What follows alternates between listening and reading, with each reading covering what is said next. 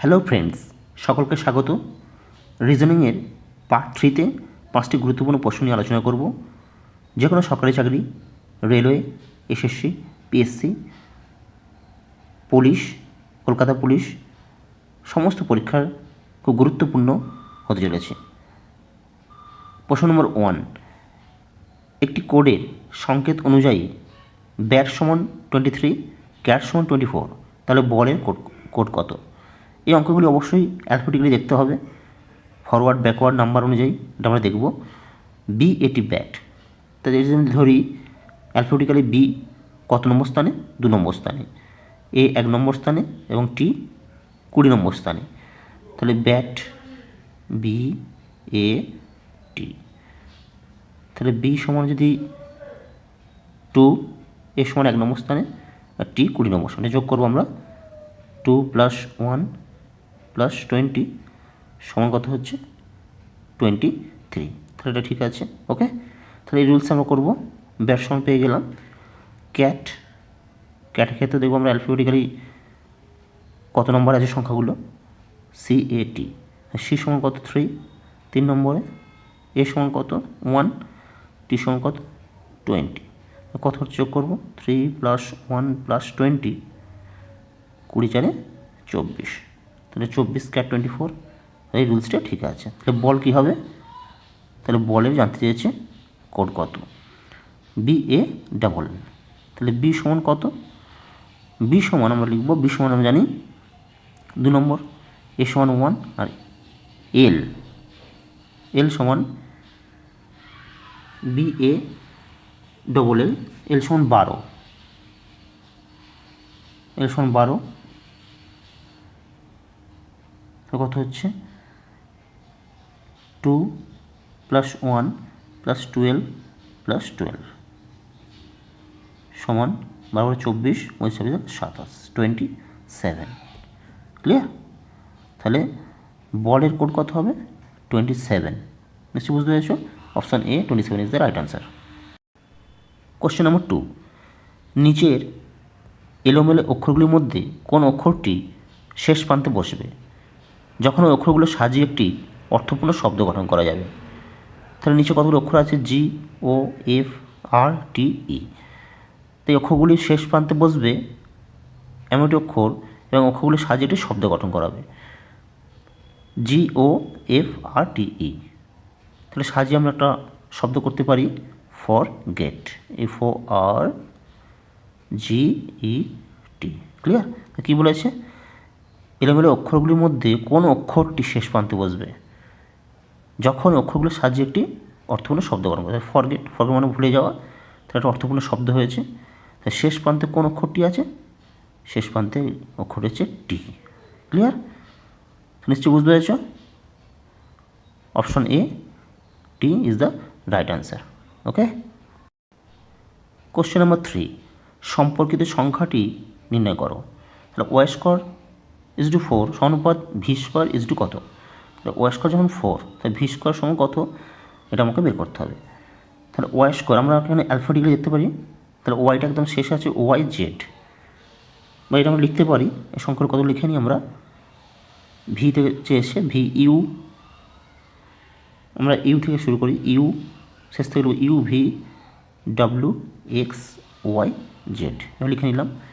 শেষ থেকে যদি দেখি আমরা সংখ্যাগুলো কোথায় বসতে এই 1, শেষ থেকে 1 2 3 4 5 6।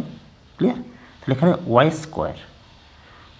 সমান 4। তাহলে y যদি 2 থাকে, আমি যদি 2 ধরে নিই, তাহলে এখানে 2² হবে। y² সমান 2² সমান 4। তাহলে এই রুলসটা ঠিক আছে, এটা মিলছে। তাহলে ভি তাহলে কত নম্বর স্থানে অবস্থিত? ভি দেখি আমি, ভি হচ্ছে 5, ভি হচ্ছে 5 নম্বর স্থানে অবস্থিত। তাহলে v², তাহলে ভি সমান যদি 5 হয়, তাহলে 5² সমান 25। নিশ্চয়ই বুঝতে পারছো। ভি সমান 25, option B is the right answer. Okay, আমরা সাজিয়ে নিয়েছি। প্রথমে শেষ থেকে দেখছি যে নাম্বারগুলো কত স্থানে অবস্থিত। Z1-এ, Y2-এ, X3-এ, W4-এ, V5-এ আর U6-এ। সেক্ষেত্রে ভি সমান 5-এ, এখানে y সমান 2 ছিল, সে 2² সমান 4। তাই এই রুলস অনুযায়ী ভি সমান 5-এ ফাইভ ভি সমান 5 হলে 5 স্কোয়ার সমান 25 is the right answer. Question number 4, প্রদত্ত প্রশ্নের জন্য সঠিক সম্পর্কিত চিত্র কোনটি? কেরালা, বিহার এবং ভারত। তাহলে এখানে কতগুলো চিত্র দেওয়া আছে, এ, বি, সি এবং ডি। একটু লক্ষ্য করো, কেরালা, বিহার এবং ভারত। তাহলে কেরালা একটা রাজ্য, বিহার একটা রাজ্য, কিন্তু ভারত একটা দেশ। তাহলে এক্ষেত্রে যদি আমি দেখি